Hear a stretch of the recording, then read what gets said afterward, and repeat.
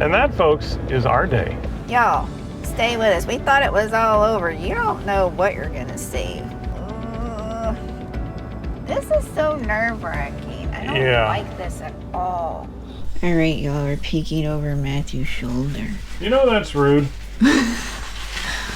Oh no, the trim. I think this piece of trim fell off months ago. Yeah, months ago, but you know, I'm a very busy person, so... Honey-do list, Matthew's finally getting to it. I don't know if I'm doing this right, but this is the way I'm doing it, so you'll live. I'm just wiping away the dirt, because it's by the door. There's a lot of dirt. And then I have this silicone. This is so I don't have to get out the big silicone tube, you know the one. And I don't know if you're actually supposed to do this with silicone, but I am, so... Because you did the trim, what, by the refrigerator with silicone, right? Yeah, because I don't trust the little nails that are in there to really keep it where it needs to be, so... And did that have nails in it that you're going to have to hammer back on? It does.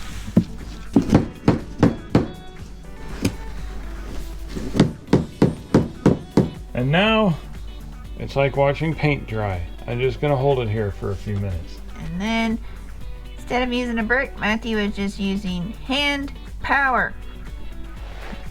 Hand power. They got to be good for something. Hand power, yo. I don't think they can even see me. That camera is so close to me. Yeah, they can. I doubt it. I can see it in the screen. Look, y'all, there's the outside.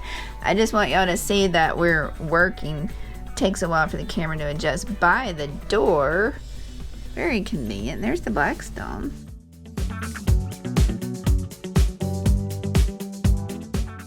Alright, y'all, so we are fixing to leave our spot and the slides are in, but what I noticed as soon as we got here, we leveled, you know, did auto level or whatever. And the bedroom door would not stay open. Normally when we're level, it stays open. So right now it's closed, and let me demonstrate when I try to open it what happens. Yeah, we haven't did hitch height yet. So I've got the handy dandy level that has already made an appearance. Very impatient level, by the way, and Matthew's going to see. Front to back, we're just a smidge hair off, but it's dead in the center. It's almost dead in the center. The whole bubble is in the center, but it could be a tiny bit. The back end can be up just a smidge hair. Would that affect the bedroom door? Not that little. Ouch. The side to side, the passenger side could be, no, excuse me, the driver's side could be up just a little smidge hair. But also consider this. This ground is very soft. And it feels soft when you walk on it. It feels soft when you drive on it. So I'm thinking that it kind of settled. We'll know because we can take a level at our next place. And if it turns out to be consistent, then I guess we need a re-level.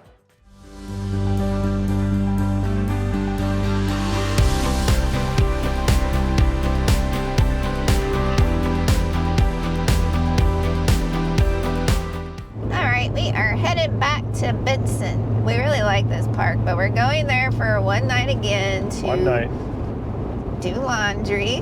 Or try to do laundry. And yeah, have full hookups, nice long showers and all that stuff, and then go boondocking for one more week, and then we're heading to our destination for Christmas. Which is a huge secret, so we can't tell you. Oh, it's a secret? It's a secret. Everything in our life is a secret till it's not. But we're really looking forward to our time at Christmas. Yep. And yeah, hopefully you've already seen our Christmas video, and then you would maybe kind of know. I don't know if we talked about it in our Christmas video, but go back and check out and see if we did, right? Because it hasn't happened yet. That's right. We haven't filmed it yet, but y'all would have seen it. So y'all already know what we're talking about, even though we right now don't know what we're talking about. So if you want a paradox, you know before we do, and we're the ones who created it, but we haven't done it yet. Wow. Yeah. That's some deep thinking, y'all. Yeah. Just put the TV down and go have a cheeseburger. It'll be okay.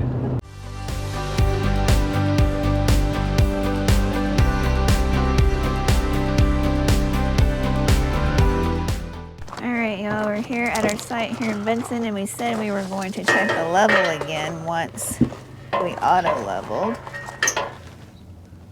Yeah, it looks like it's right in the middle. It's about the same. Yeah. Go check the door. It's staying now. Yep, it's not touching anything.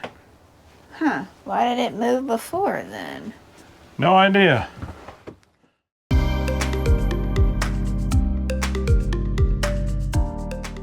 All right, y'all, we just let the slide out and I hope y'all can see it. It's just this dirty water on the floor that appeared after I let the slide out. And the reason that's a little weird, normally you'd say, okay, well the slide got wet. Well, it hasn't rained in many days. We didn't go through any puddles. And this slide in particular, look, there's the sink. You can see the sink, the faucet. And behind Sean is the route where it takes the water line. It does not go through this slide.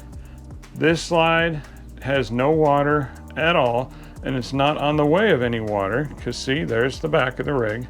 So, I don't know. I'm just gonna say something got wet in the slide, and because it did rain a few days ago, maybe a week ago or so, and it was cold at night, and maybe it wasn't in the sun, it never really evaporated, and there you go, there's our answer. I don't know. I'm just puzzled. I mean, like many of y'all don't like when unexplained things happen in your RV. I mean, this island is here. So when this slide is completely in, it goes all the way up to here. So the only other conclusion is, I mean, there's no way there'd be a leak in here. It goes under there and then... No, because it wouldn't stop leaking, so...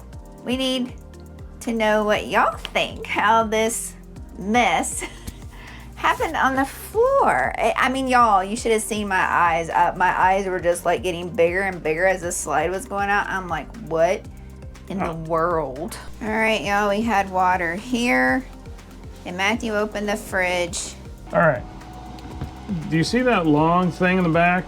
That's where the water drains. And on that corner, there is a tube that goes back behind the fridge all the way down to the vent outside.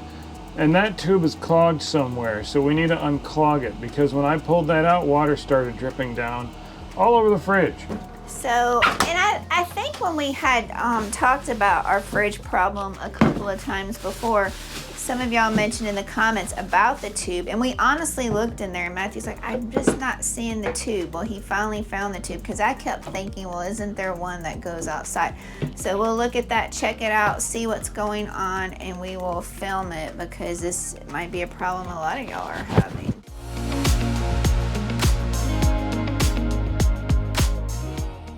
All right, y'all, we are just sitting here, and believe it or not, y'all are gonna think this is weird, but our washer worked, but the batteries had to be 100% for it to work.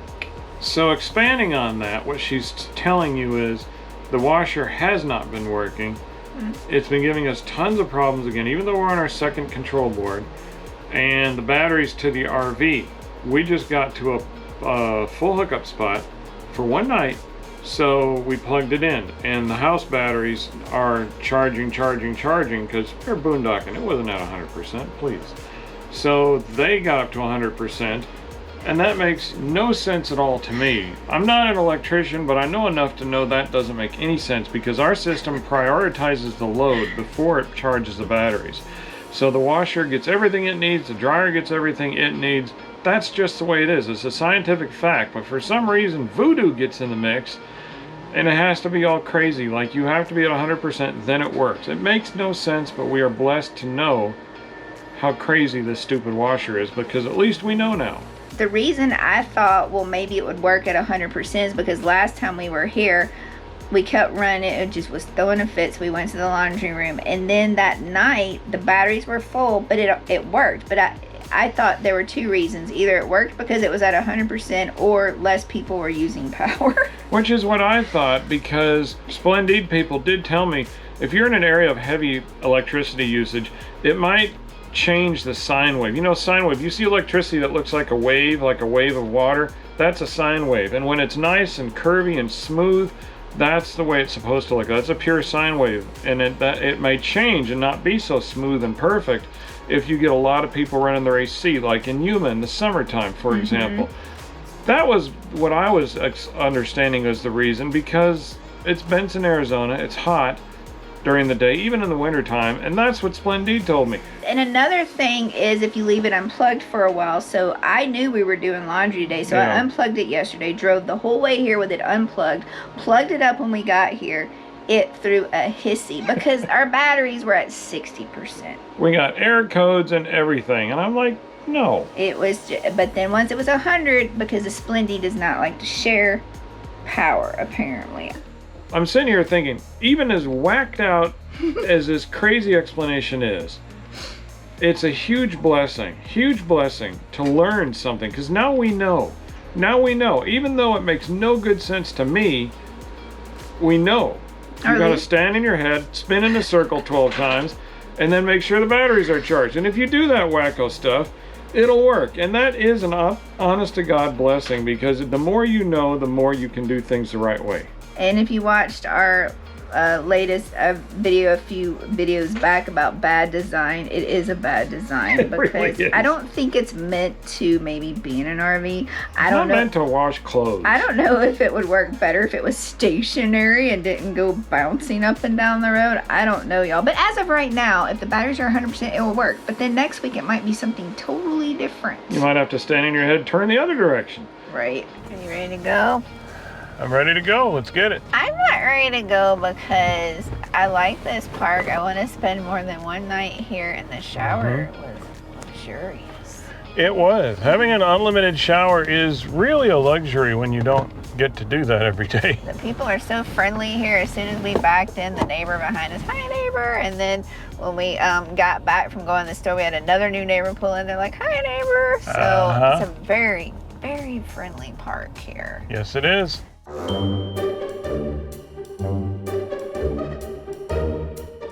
Alright, y'all, so we were sitting in traffic. We were minding our own business. We were headed from Benson to Sonoyta. It's like less than an hour. And Google kept saying, well, do you want to take this route? We're like, no, because we're towing. And Garmin's like, la la la, everything's fine. And then tell them what happened. Look, I'm driving with no hands. All of a sudden it said you have a 1 hour and 55 minute delay. Well, 1 hour and 20 some minute delay, and then 30 some minutes to get to our final destination. Because there was a traffic accident before where we make a left on 83. And then there was another traffic accident after we make a left on 83. Same road, same westbound traffic. So, and then what happened after that? We're all sitting here at a dead stop in traffic. And what comes up behind us? Matthew hears like an ambulance. He's like, oh no, and people had nowhere to go. And I'm like, but we're all getting really close together. We're headed towards Tucson. So I'm telling Matthew, I'm like, shouldn't the ambulance be coming from Tucson? Because we came from Nowhereville. I mean, so, like Nowhereville. It's the ambulance, it's the fire truck, it's the chief truck or wrecker. Yeah, that. All of them going through the bushes, getting close to the people in the left lane. But the guy had had enough, so he literally, after all of them passed, he drove in the bushes, in the median, to go back the other way. And it's not a level median. It's one of those where you need a truck to get through it. And he had a truck and he got through it. I'm like, oh no. I mean, because you don't know, like, was he going to get stuck? And then another, and she's like, oh, I can do that. Hold my paper or something like that. And so she went and did it too, but nobody else has done it anymore. No, and you can only do that because it's been dry for quite a while. So if it had been raining or something, you need four-wheel drive to get through that. And we see some vehicles moving a little bit, but I'm thinking because we must have other people driving through the median to cross, because it did go down to 127. Now it's back up to 146. But let us know, how long have you been, when you're towing, or maybe when you're not towing, have you just been at the mercy of the road?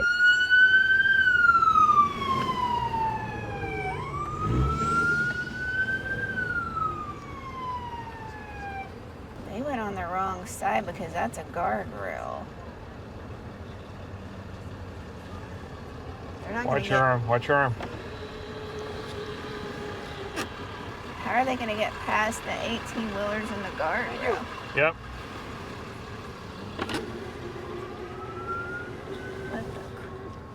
What the... Ooh, look at that. Ooh, they're so close.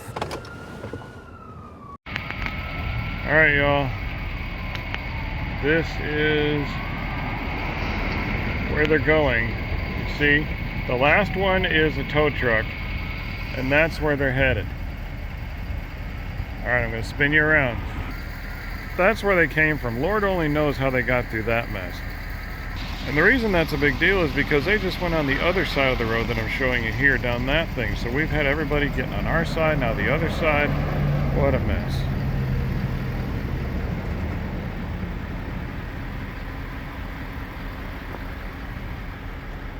Let's just go explore for a second.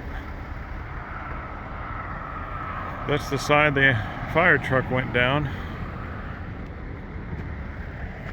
See, everybody's over on this side now. It's just a mess.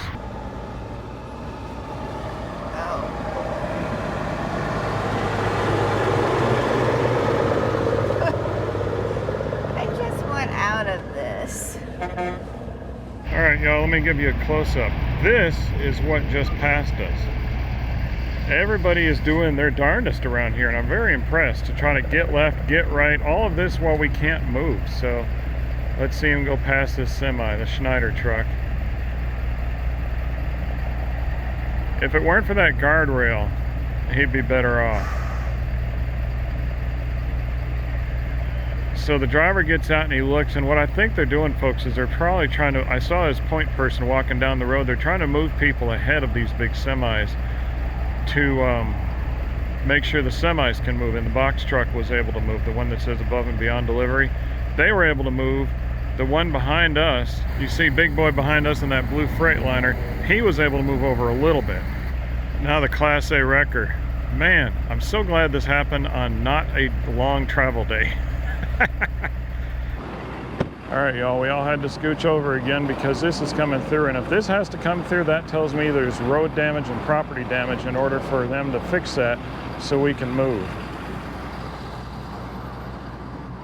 Down on this side, you can squint real hard and see that people are in the middle of the road talking, which, what else are you gonna do? But we have this long rig here. We're 53 feet, and it looks like we're okay. We haven't gotten any damage, so. Alright, y'all, we are moving. I guess everybody had to have time to get back in their vehicles and stuff. I don't know if we're gonna stop again, but we're getting to move. How fast are we going right now? 44. So that's the fastest we've gone in over 2 hours. Alright, y'all, I think we're coming up on the first part of the accident. Yeah, this is one of the accidents, and you see the little skid steer, otherwise known as a bobcat. It's here. The Class A wrecker is up here, so we weren't too far behind this mess. All these cops must have come through from the emergency exit because they passed us. Yeah, there was an emergency exit they could have. I see an 18-wheeler. Yeah, they had a lot of, look, there's damage to the road. They had to clean up stuff on the road. They have a crane. To lift the... Oh, wow. Oh.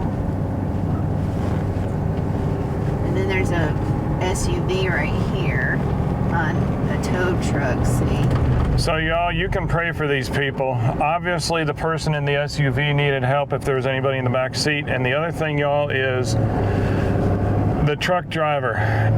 Semi-trucks are pretty sturdy. I used to be a truck driver. In fact, I used to drive one with a big cab in the back. But the driver's side looked like it was a little messy, but not completely compacted as he hit the hill on his left side. So I can't tell you what happened with the semi-driver, but pray for everybody involved. We did have like a life flight type thing that had to come. I don't know where on earth they made it to around here. Maybe the ambulances shuttled them there, but that's all we know.